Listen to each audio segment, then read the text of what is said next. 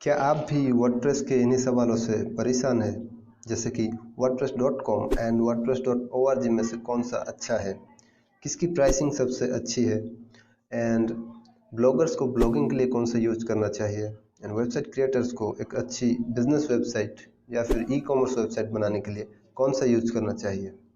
तो हेलो दोस्तों, मैं हूं नारायण और आज की इस वीडियो में हम बात करेंगे वर्डप्रेस की इन्हीं सभी सवालों के बारे में और अपनी सारी कन्फ्यूजन्स को दूर करेंगे। तो कुछ लोग समझते हैं कि wordpress.com एंड .org एक ही प्लेटफॉर्म है, बट असल में ये एक नहीं, ये दो डिफरेंट वेबसाइट्स है। जैसे कि अगर हम .com पर चलते हैं तो यहाँ पर अगर हमें वेबसाइट बनाना है तो इसको हमें पे करना होगा, इनकी जो प्लान्स है उसको हमें खरीदना होगा। बट अगर हम .org पर चलते हैं तो ये एक ओपन सोर्स है, इसको हमें कुछ भी पे नहीं करना पड़ेगा, मतलब ये फ्री है सभी के लिए, ये एक नॉन प्रॉफिट प्लेटफॉर्म है। बट इन दोनों वेबसाइट्स को ऑन करती है एक ही कंपनी, जो कि ऑटोमेटिक, मतलब इनकी जो फाउंडर्स है वो एक ही है, बट ये दो अलग वेबसाइट्स हैं। अगर हम इसकी प्राइसिंग और सेटअप पर जाए तो wordpress.com को सेटअप करना थोड़ा सा आसान है।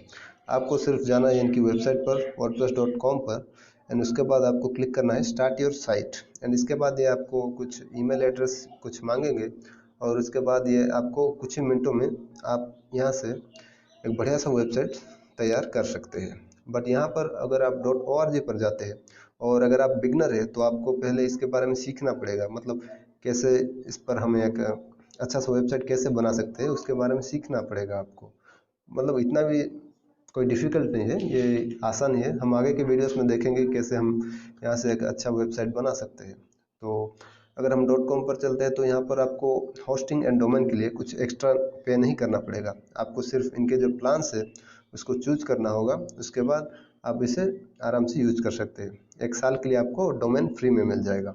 बट अगर .org पे आप यूज करना चाहते हैं तो आपको बाहर से एक डोमेन एंड होस्टिंग खरीदना होगा। ये प्लेटफॉर्म तो फ्री है, बट आपको एक डोमेन एंड होस्टिंग खरीदना होगा। तो अगर हम इसकी प्राइसिंग पर जाए तो अगर हम .com की प्राइसिंग पर जाते हैं तो यहाँ पर हमें देखने को मिलता है ये 6 प्लान्स, जो कि है पहला तो ये फ्री ट्रायल वाला प्लान्स है, और ये पर्सनल है $4 का, ये है सब यूएस कस्टमर्स के लिए, मतलब ये यूएस के लिए है। और इसका एक इंडिया वाला प्लान भी है, वो भी हम देखेंगे। पहले ये देख लेते हैं। इसका जो पर्सनल है $4 का, प्रीमियम $8 का, बिजनेस जो है $25, ई कॉमर्स 45। एंड इसकी और एक प्लान भी है जो कि है VIP प्लान, ये बड़ी एंटरप्राइजेस के लिए है। और यहाँ पर हमें देखने को क्या मिलेगा, $2000 से पर मंथ से यहाँ शुरू हो जाती है इसकी प्राइसिंग। ये बड़ी एंटरप्राइजेस के लिए है, इसका हमारा कोई काम नहीं है। अगर आपका एक बड़ा एंटरप्राइजेस है तो आप ये ले सकते हैं। बट अगर हम देखें, अगर हम इंडिया की जो प्राइस है उसको देखें तो यहाँ पर हमें पर्सनल का पड़ जाता है 160, प्रीमियम का हो जाता है 280, बिजनेस का 640 एंड ई कॉमर्स का 1152 रुपीज़ पड़ जाता है हमें। इसका फ्री वाला भी है और VIP भी है। और अगर हम .org पर जाते हैं तो यहाँ पर ये तो फ्री है, ये एक फ्री प्लेटफॉर्म है, हमें सिर्फ क्या करना होगा, डोमेन एंड होस्टिंग खरीदना होगा। तो अगर आप एक बढ़िया होस्टिंग खरीदना चाहते हैं तो होस्टिंगर एक बढ़िया ऑप्शन होगा इंडिया के लिए, क्योंकि ये सस्ता भी है और इसकी जो स्पीड है वो बहुत अच्छी है। हमारी जो वेबसाइट है वो भी इस प्लेटफॉर्म पर रन हो रही है। तो चलते देखते हैं क्या है होस्टिंग का प्राइस क्या है होस्टिंगर पर। नीचे डिस्क्रिप्शन पर लिंक है, आप उसे क्लिक कर कर इस वेबसाइट पर आप जा सकते हैं। तो अगर आप बिगनर है, मतलब आपकी जो वेबसाइट है वहाँ पर ज़्यादा ट्रैफिक नहीं है, तो आप इसमें शेयर वेब होस्टिंग यूज कर सकते हैं। और चलते फिर क्लिक करते हैं शेयर वेब होस्टिंग, एंड उसके बाद हम अगर नीचे जाएंगे तो यहाँ पर इनके प्लान्स है, 3 प्लान्स है, एक है single, premium and business. Single में ये 79 रुपीज़ पर मंथ है, और प्रीमियम में 179 per month, 279 per month business में। तो अगर आप ये चूज करते हैं तो आप 79 से भी शुरू कर सकते हैं। और .com पर देखें तो आप इसकी जो प्लान है, जो पर्सनल प्लान है 160 से आप शुरू कर सकते हैं। आपको एक डोमेन भी चाहिए होगा, तो अगर आप डोमेन खरीदना चाहते हैं तो आप GoDaddy से सस्ते में एक डोमेन खरीद सकते हैं, और 79 का प्लान आप इससे खरीद सकते हैं जो होस्टिंग प्रोवाइडर है। बट अगर आप प्रीमियम वेब होस्टिंग लेते हैं तो आपको ये एक डोमेन भी फ्री में दे देता है 1 साल के लिए। अगर आप प्रीमियम लेते हैं और 1 साल का परचेस करते हैं तो आपको एक डोमेन भी फ्री में मिल जाता है, जिसका वैल्यू है 602 रुपीज़। और एक बात आपको कहना भूल गया था, अगर आप .com के फ्री वाले जो प्लान है उसको यूज़ करना चाहते हैं तो इसमें एक बड़ा लिमिटेशन है। मतलब इसमें आप खुद की डोमेन यूज़ नहीं कर सकते, आपको एक सब डोमेन यूज़ करना होगा। मतलब आप जो डोमेन चाहते हैं उसके पीछे ये wordpress.com लगा देते हैं। जैसे एग्जांपल आप देख सकते हैं leomarketers.wordpress.com, इस तरह से आपको यूज करना होगा। तो अगर आप यूज करना चाहते हैं तो आप पर्सनल प्लान से आप शुरू कर सकते हैं। बट सिर्फ प्राइसिंग ही एक मैटर नहीं है, इनमें बहुत सारे जो अलग फैक्टर्स है उन सबको हमें देखना पड़ेगा और उसके हिसाब से एक बेटर प्लेटफॉर्म चूज करना पड़ेगा। तो देखते रहिए वीडियो का अंत तक और उसमें आपका सभी क्लियर हो जाएगा। अगर हम थीम्स की बात करें तो .com पर आपको ज़्यादा थीम्स नहीं मिलेंगे यूज करने के लिए। अकॉर्डिंग टू इनके प्लान आपको थीम्स यूज करने के लिए मिलेंगे। मतलब अगर आप फ्री वाला यूज कर रहे हैं या फिर पर्सनल वाला यूज कर रहे हैं, इन दोनों में आपको ज़्यादातर थीम नहीं मिलेगा। इन दोनों में आपको सिर्फ 150 फ्री थीम्स मिलेंगे जो कि आप यूज कर सकते हैं। बट अगर आप प्रीमियम यूज करते हो, बिजनेस यूज करते हो, ई कॉमर्स यूज करते हो, तो वही 150 फ्री थीम्स मिलेंगे। उसके साथ आप प्रीमियम थीम्स यूज कर सकते हो, मतलब आप खरीद के थीम्स यूज कर सकते हो। बट अगर हम .org पर चले जाए तो यहाँ पर थीम्स की कोई लिमिटेशंस नहीं है। यहाँ पर आप थाउजेंड्स ऑफ थीम्स यूज कर सकते हो। आपको देख रहे होंगे आप, ये पहले दिखा रहा है 8301, बट आप इनसे भी ज़्यादा थीम्स यूज कर सकते हो, क्योंकि और पूरा इंटरनेट में बहुत सारे थीम्स पड़े हुए हैं। और जैसे कि वेबसाइट्स है themeforest.com, इस तरह के वेबसाइट से भी आप ज़्यादातर थीम्स परचेस करके या फिर उनके कुछ फ्री थीम्स होंगे उसको आप यूज कर सकते हैं। तो .org पे आप ज़्यादातर थीम्स यूज कर सकते हैं। तो अगर हम थीम के मामले में देखें तो .org इज़ बेस्ट। अगर हम प्लगइन्स की बात करें तो एक प्लगइन एक वेबसाइट के लिए बहुत इंपॉर्टेंट रोल अदा करती है, क्योंकि एक प्लगइन एक वेबसाइट की फंक्शनलिटी को बढ़ा देती है। बट अगर हम .com पर चलते हैं तो यहाँ पर हमें ज़्यादा मतलब जो इनकी जो प्लगइन्स ज़्यादा हम यूज़ नहीं कर सकते। यहाँ पर इनकी अकॉर्डिंग टू आवर प्लान हम इसकी जो प्लगइन्स है उसे हम यूज़ कर सकते हैं। मतलब अगर हम इनकी जो फ्री प्लान है इसे यूज करते हैं, पर्सनल प्लान है, प्रीमियम प्लान है, इसे यूज करते हैं, तो हम यहाँ पर प्लगइन नहीं यूज कर सकते।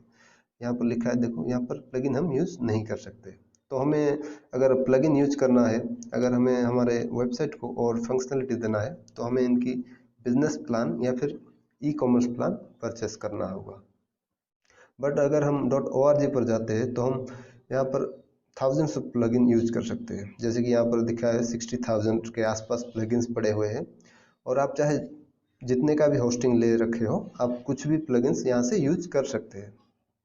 मतलब अगर हम प्लगइन्स के तरफ भी जाए तो wordpress.org एक बेस्ट ऑप्शन है प्लगइन्स के हिसाब से देखें तो। और एक बड़ी लिमिटेशन मुझे जो दिखती है wordpress.com पर, यहाँ पर क्या होता है, आप ना एसईओ प्लगइन भी यूज़ नहीं कर सकते। यहाँ पर इसकी जो फ्री ट्रायल है और पर्सनल है, इस जो प्रीमियम है, इस पर आप एसईओ प्लगइन भी यूज़ नहीं कर सकते। लाइक एसईओ मतलब जो हमारा योस्ट एसईओ हो गया, इसको भी आप लोग यूज़ नहीं कर सकते। तो आपको एसईओ प्लगइन भी यूज़ करना है तो आपको इसकी बिजनेस प्लान लेनी होगी। तो ये एक बहुत बड़ा लिमिटेशन है .com पर।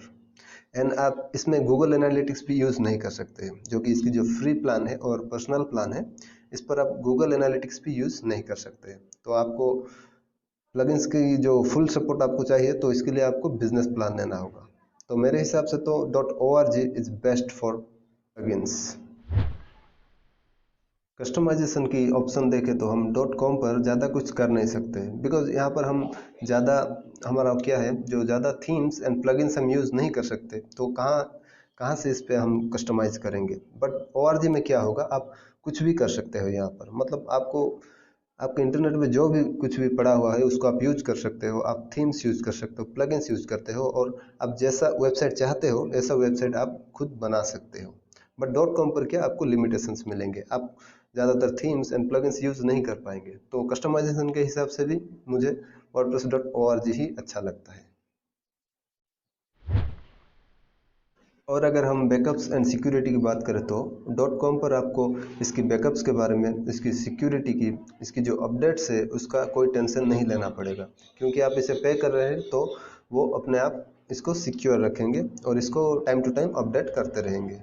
एंड अगर हम ORG पर जाए तो इसकी जो सिक्योरिटी है, बैकअप है और इसकी जो अपडेट्स है, इसकी जिम्मेदारी हमें खुद लेना पड़ेगा, क्योंकि ये हम एक ओपन सोर्स है, हम ही इसे ऑपरेट कर रहे हैं, तो हमें ही इसकी जिम्मेदारी लेना पड़ेगा।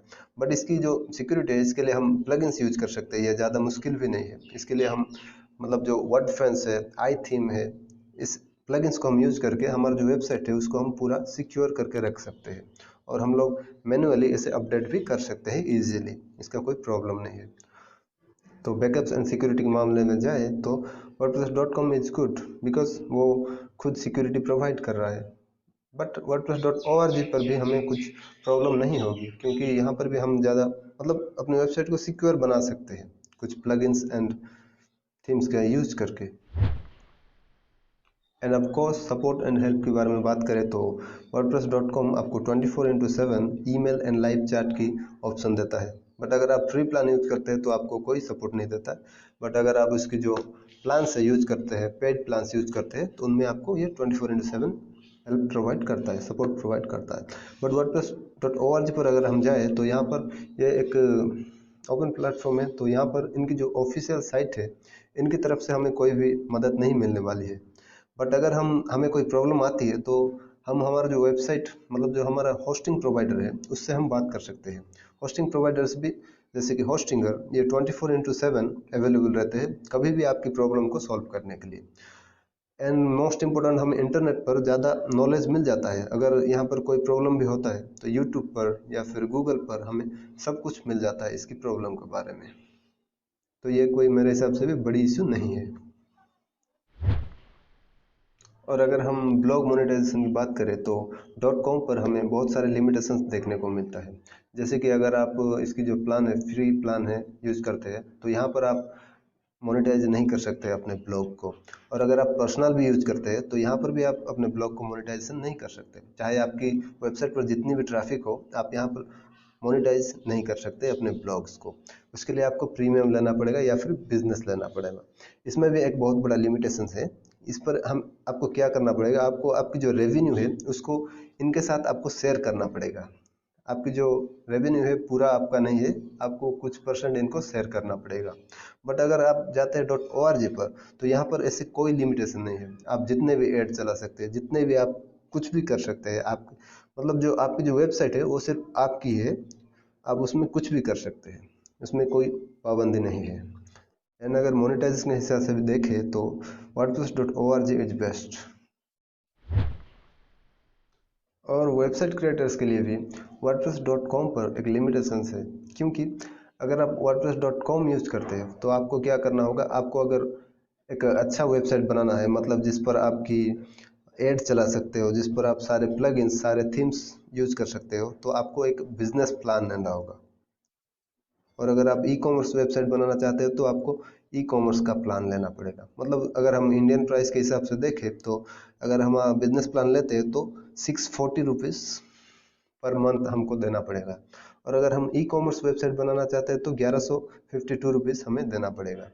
बट अगर हम लेते हैं जो हमारा .org हम यूज करते हैं तो वहाँ पर हमें क्या देना होगा, हम देखें तो जो होस्टिंगर का हमारा जो प्लान है, अगर हम शुरुआत करते हैं तो यहाँ पर हम सेड वेब होस्टिंग भी ले सकते हैं। और अगर हम प्रीमियम भी लेते हैं तो हमें महीने के कितने देने पड़ेंगे, 179 रुपीज़ पर मंथ देना पड़ेगा। अगर हम ई कॉमर्स चाहते हैं, हम किसी तरह की भी वेबसाइट बना सकते हैं यहाँ से, जो कि हमारा जो .org पे हमें ऐसी कुछ लिमिटेशंस नहीं है। बट यहाँ पर अगर हम चाहते हैं कि .com पर बनाना चाहते हैं तो 640 रुपीज़ पर मंथ हमें देना पड़ेगा। एंड ई कॉमर्स बनाना चाहते हैं तो 1152 हमें देना पड़ेगा। तो मेरे हिसाब से अगर वेबसाइट क्रिएट करते हैं अपने क्लाइंट के लिए या फिर अपने लिए एक अच्छा वेबसाइट बनाना चाहते हैं तो आप .org पर ही जाइए। .com में कुछ लिमिटेशंस है। और अगर आपको ऐसे एक क्लाइंट मिल गई है जो कि ज़्यादा पैसा खर्च करने के लिए पसंद करते हैं तो आप उनके लिए .com पर बना सकते हैं।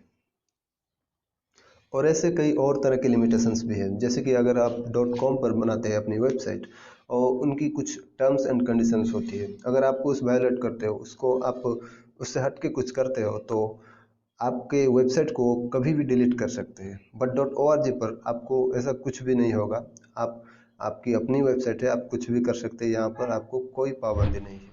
और मैं अगर अपनी पॉइंट ऑफ व्यू शेयर करूँ तो एक ब्लॉगर को मतलब वो अगर अपनी करियर में पूरा सीरियस है, अपनी ब्लॉगिंग को अपनी करियर बनाना चाहता है तो .org पर ही जाए, क्योंकि .com पर बड़े लिमिटेशंस है। अगर कोई पहले से ही .com पर अपना जो अकाउंट है क्रिएट कर चुका है, अपना जो वेबसाइट बना चुका है, तो वो .org पर आराम से माइग्रेट कर सकते हैं, उसके लिए कोई प्रॉब्लम नहीं है। वो आराम से .com से .org पर माइग्रेट कर सकते हैं।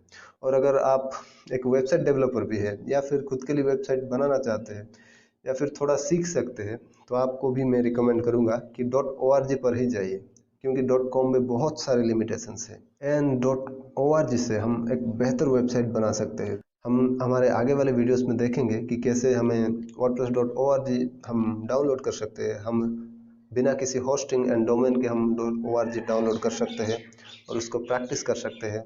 या फिर हमें किसी क्लाइंट के लिए कैसे वर्डप्रेस को डाउनलोड करना होगा, कैसे होस्टिंग खरीदना होगा, कैसे डोमेन खरीदना होगा, यह सब हम हमारे आगे वाले वीडियोस में देखेंगे। तो आई होप आपको यह टॉपिक समझ में आया होगा और आप अभी डिफ्रेंशिएट कर पा रहे होंगे कि आपके लिए कौन सा अच्छा है। तो मिलते हैं अगले वीडियो में, और तब तक के लिए बड़ा स्वस्थ रहिए और सही डायरेक्शन में काम करते रहिए। Thank you so much for watching.